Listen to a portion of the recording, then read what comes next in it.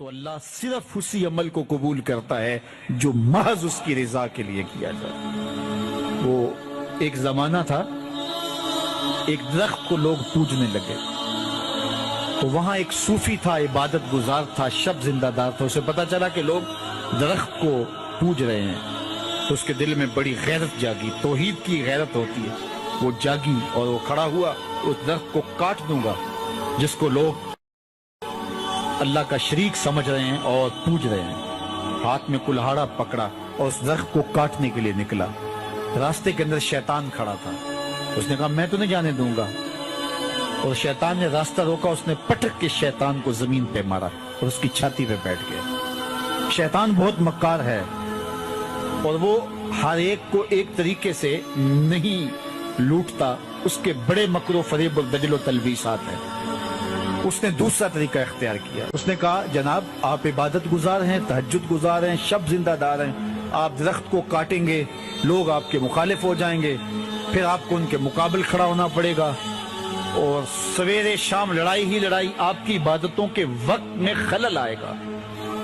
تو آپ نے ان کی قبر میں تھوڑا جانا ہے، آپ کی قبر اپنی ہے، ان کی قبر اپنی ہے، آپ چھوڑیے ان کو۔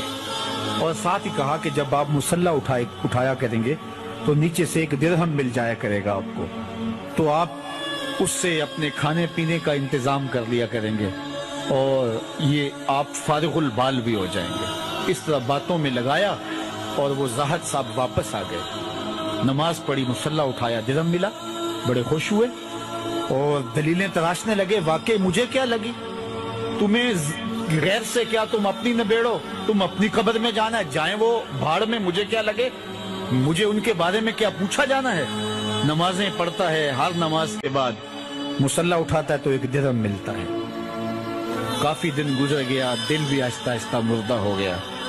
ایک دن مصلی اٹھایا تو کوئی درہم نہیں نکلا، پھر دوبارہ کلہاڑا اٹھایا، اٹھا، راستے میں پھر شیطان کھڑا تھا، کہا کدھر جا رہے ہو، کہا درخت کو کاٹنے جا رہا ہوں۔ شیطان نے کہا میں تو نہیں جانے دوں گا۔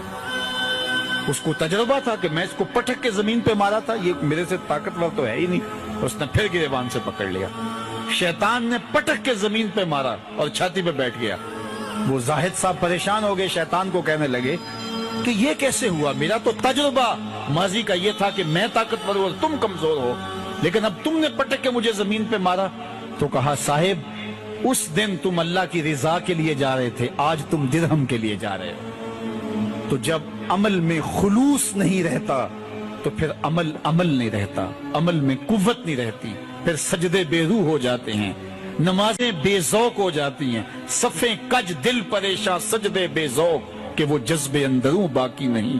نماز روزہ حج زکات سب کچھ ہے باقی مگر تو باقی نہیں۔ پھر سب کچھ چلتا رہتا ہے لیکن رسم ہوتی ہے، لا یبقى من الاسلام الا اسمہ ولا یبقى من القرآن الا رسمہ۔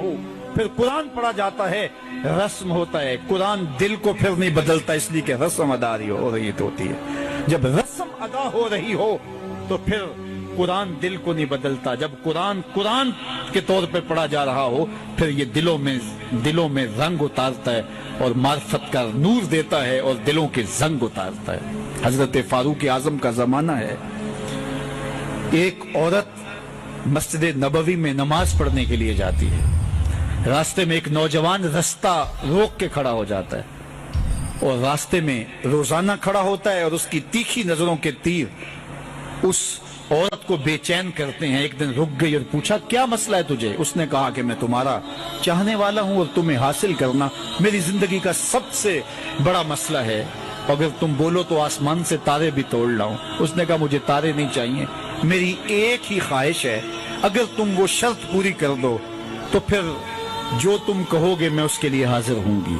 اس نے کہا جلدی بولیے، میں ہر آرزو پوری کرنے کے لیے فرہاد بن جاؤں گا، مجنوں بن جاؤں گا۔ اس نے کہا میری لمبی چوڑی شرائط نہیں، ایک ہی شرط ہے، 40 دن تک حضرت عمر کے پیچھے نماز پڑھ لو، 40ویں دن کی آخری نماز کے بعد یہاں میں تیرا انتظار کروں گی۔ اس نے کہا کہ یہ کون سا مشکل کام ہے۔ 40 دن تک حضرت عمر کے پیچھے نمازیں چلتی رہیں، عمر کی قرات کا سوز دل بدلتا رہا۔ 40 دن کے بعد آخری نماز جب ہوئی تو وہ نوجوان لڑکی راستے میں کھڑی تھی اور یہ نظریں جھکا کے گزرنے لگا، تو اس نے آواز دے کے کہا حسب وعدہ تیرے لیے حاضر ہوں۔ اس نے کہا خیر سے کھڑی رہو، عمر نے دل کا تعلق رب سے جوڑ دیا ہے۔ تیری دعا ہے کہ ہو میری آرزو پوری، اقبال بولا تیری دعا ہے کہ ہو میری آرزو پوری، میری آرزو ہے تیری دعا بدل جائے، میری دعا ہے کہ تیری آرزو بدل جائے، تیری تمنا ہی تبدیل ہو جائے۔ آرزوؤں تو ساری زندگی پوری نہیں ہوتی، کاش ہے کوئی زندگی کا رخ ہی پھیر دے، کوئی زندگی کی سمت ہی تبدیل کر دے۔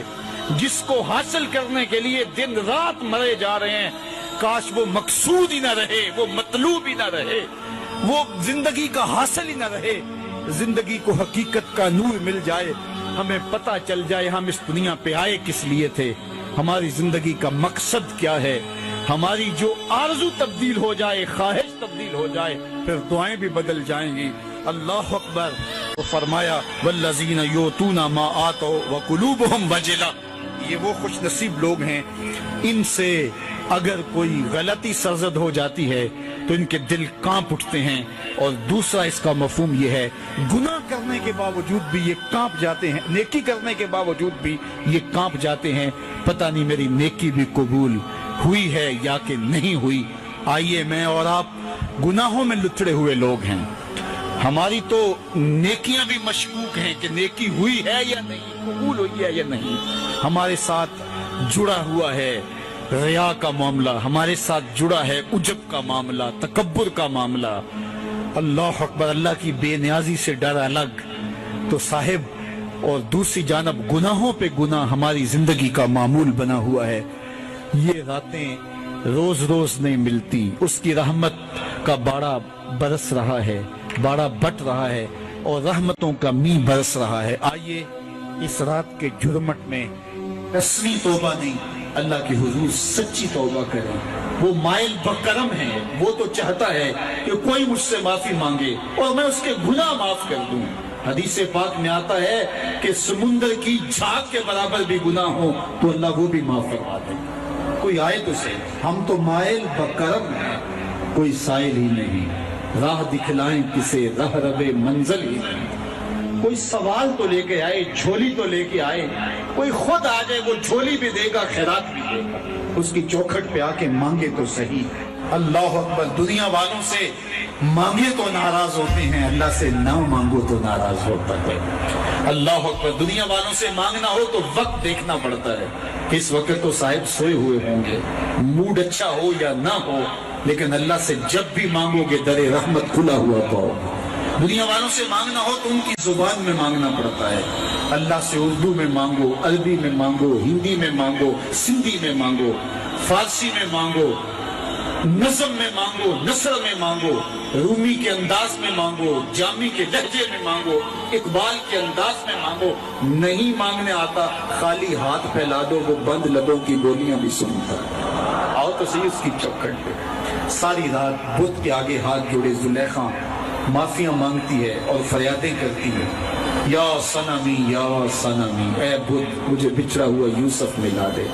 پتھر کا بنا ہوا مادو بھلا اس کی فریاد کو کیسے سنتا، لیکن اس کا اعتقاد تھا سر شام کھڑی ہو جاتی ہے اور سحر دم ہاتھ جوڑے بت سے فریادیں کرتی ہے، یا صنمی یا صنمی۔ ایک دن رات کا پچھلا پہر تھا، نیند کا جھٹکا آ گیا، زبان بل کھا گئی اور بولتی ہے یا سمادی یا سمادی، یا صنمی پکارتے پکارتے یا سمادی پکارنے لگی۔ جب یا سمادی زبان پہ آیا تو اللہ نے کہا جبریل جلدی جا، یوسف کے گھوڑے کا رخ موڑ دے، اس بچھڑی ہوئی کو یوسف ملا دے۔ یا اللہ تجھے تو نہیں پکار رہی، یہ تو بت کو پکار رہی ہے۔ کہا اتنا عرصہ ہوا بت کو پکارتے، اس نے کوئی جواب نہیں دیا، آج جیسے بھی اس کے لبوں پہ میرا نام تو آیا، آج اس کے لبوں پہ میرا نام تو آیا ہے، اگر میں نے بھی جواب نہ دیا میرے اور بت میں فرق کیا ہوا؟ اس کی فریاد کو پورا کر دے. کوئی آئے تو صحیح, دستے طلب دراز تو کرے, وہ تو مائل بکرم ہے. ان ربکم حیی کریم یستحیی من عبدہ اذا رفع یدیہ ان یردہما صفرا. تمہارا رب سخی اور کریم ہے, بندے جب اس کے سامنے ہاتھ پھیلا کے دعا مانگتے ہیں, اللہ فرماتا ہے مجھے شرم آتی ہے ان کے اٹھے ہوئے ہاتھ خالی کیسے موڑ. جب وہ مانگتے ہی مجھ سے ہیں, میرے در پہ آئے ہیں, تو میں نے بھی نہ دیا تو پھر کس در پہ جائیں گے, کس چوکھٹ پہ جائیں گے. تو آؤ اس کی چوکھٹ سے خیرات مانگیں, جھولیاں پھیلا کے اس سے رحمتیں مانگیں, اپنے اعمال کی قبولیت مانگیں, اپنے گناہوں کی معافی مانگیں, اپنی خطاؤں پر شرمندہ ہو کے معذرت کریں کہ مالک شیطان کے ہتھے چڑھ گئے, اس کے مکر و فریب کا شکار ہوئے, اس کی تلبیسات کا شکار ہوئے, اور ہم نے اپنی زندگی کی قیمتی سانسیں برباد کر دی. ہم شیطان کے ہتھے چڑھے رہے, اور تو 70 ماؤں سے زیادہ پیار کرتا ہے, 70 ماؤں سے زیادہ محبت کرتا ہے. 70 ماؤں کا زندگی بھر کا پیار ایک طرف, اور مالک کی شفقت کی نگاہ ایک طرف. تو اس کی رحمتیں آواز دے رہی ہیں, اے انسان آجا پلٹ کے تیرا رب بڑائی کریں گے. تو آئیے, اس کی رحمت کا در کھلا ہے. یہ شب نور اپنے دامن میں مغفرتیں, بخششیں, انوار اور روشنیں لیے طلوع ہوئی ہے, اور طلوع غروب آفتاب سے طلوع فجر ثانی تک نور ہی نور ہے. اور جب کوئی بندہ ہاتھ پھیلا کے اس کے حضور دعا مانگتا ہے سچے دل سے, ہاتھ منہ پر بعد میں آتے ہیں, قبولیت پہلے. تو آئیے میں اور آپ اس شب کے جھرمٹ میں اللہ سے اپنے گناہوں کی معافی مانگے, اپنی خطاؤں کی معافی مانگے. ہم نے جو ہے وہ اللہ اس کے رسول کے حقوق ادا نہیں کیے, اور اس کے حکموں کو توڑا ہے, اور اس کے فرامین کی پرواہ نہیں کی.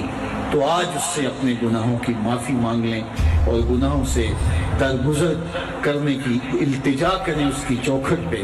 تو وہ کریم ہے, وہ ہم سب کو معاف کر دے گا, اس سے کوئی بھار نہیں ہمیں معاف کرنے سے, وہ معاف کر کے خوش ہوتا ہے. ما یفعل اللہ بعذابکم, فرمایا وہ تمہیں عذاب دے کے کیا کرے گا اگر تم شکر کرو گے, اس کے حضور آؤ گے, اس کی دہلیز پہ جھولیاں اور دامن پھیلاؤ گے, تو وہ تمہارے پھیلے ہوئے دامنوں کو کبھی رد نہیں کرے گا. تو سحر کا وقت قریب آ رہا ہے, اور میں اور آپ اللہ کے حضور دعائیں لے کے, التجائیں لے کے, تمنائیں لے کے حاضر ہیں. تا حد نظر لوگوں کا یہ ہجوم اور یہ محبتوں کا عالم, اور اتنے لوگوں کی دعاؤں میں کسی ایک کی دعا بھی قبول ہو گئی تو ہو سکتا ہے اس کے صدقے باقیوں کی بھی دعا قبول ہو جائے. میرے والد گرامی فرمایا کرتے تھے کہ ایک فقیر تھا, تو اس کا مزاج یہ تھا کہ جو بھی اس کے ڈیرے پہ آتا اس کو کھلاتا اور اس کی خدمت کرتا, اور یہ فقیر کا مزاج ہوتا ہے.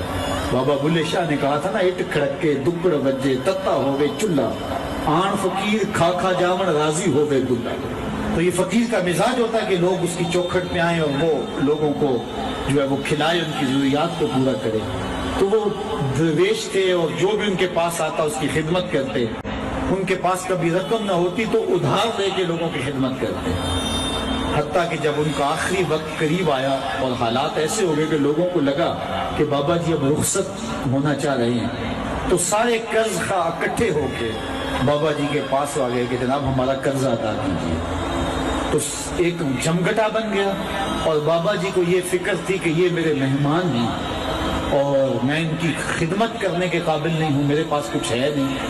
اتنے میں ایک چھوٹا سا بچہ تھا, وہ گلی میں پتیسا بیچ رہا تھا.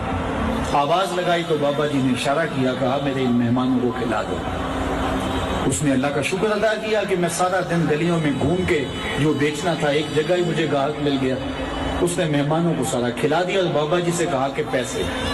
تو بابا جی کہنے لگے بیٹا بیٹھ جاؤ. بیٹا بیٹھ گیا. تھوڑی دیر کے بعد اس نے پھر کہا کہ بابا جی پیسے. تو بابا جی نے کہا یہ سارے پیسے لینے والے بیٹھے, جب ان کو دوں گا تو آپ کو بھی دے دوں گا, آپ بھی بیٹھ جائیں گے. تو وہ یتیم بچہ تھا, اس کی بیوہ ماں نے اس کو تھوڑا سا پتیسا تیار کر کے دیا تھا, وہ روزانہ صبح دیتی تھی, وہ بیچ کے آتا تھا, اس سے گھر کا چولہا جلتا تھا. تو اس نے جب دوسری مرتبہ کہا کہ بابا جی پیسے, تو بابا جی نے کہا بیٹھتے ہو, جب ان کو ملیں گے بیٹے آپ کو بھی دے دیں گے. تو اس بچے نے رونا شروع کر دیا کہ میرے گھر کا تو چولہا انہی سے جلتا ہے, اور میری ماں میرا انتظار کر رہی ہو. اللہ اکبر، بچے نے رونا شروع کر دیا، اللہ کی رحمت کو جوش آ گیا۔ کوئی شخص بابا جی کے لیے نذرانہ لے کے آ گیا، وہ تھیلیاں پیش کی، بابا جی نے بچے کو دیا، جتنے بھی قرض خواہ تھے سب کو دیا اور شکریہ ادا کیا، کہا جاؤ۔ وہ سارے قرض خواہ بولے ہم صبح کے بیٹھے ہوئے تھے، یہ نذرانے والا پہلے کیوں نہیں آیا؟ کہا پہلے تم میں کوئی رونے والا نہیں تھا، ایک رونے والا آیا، سب کا کام بن گیا۔ کسی ایک کے آنسو، اجتماعی دعا کا، اجتماعی توبہ کا یہی فائدہ ہوتا ہے کہ کسی ایک کا کام بن جائے۔ یہ تجارت میں اصول ہے کہ اللہ تعالیٰ جو جب کوئی کسی کو آپ سودا دے نا تو اس میں کوئی خراب چیزیں چلی جائیں تو یا تو وہ سارا قبول کرے یا سارا رد کر دے، تو اللہ جب قبول کرتا ہے اجتماعی طور پہ پھر ساروں کو قبول کرتا ہے۔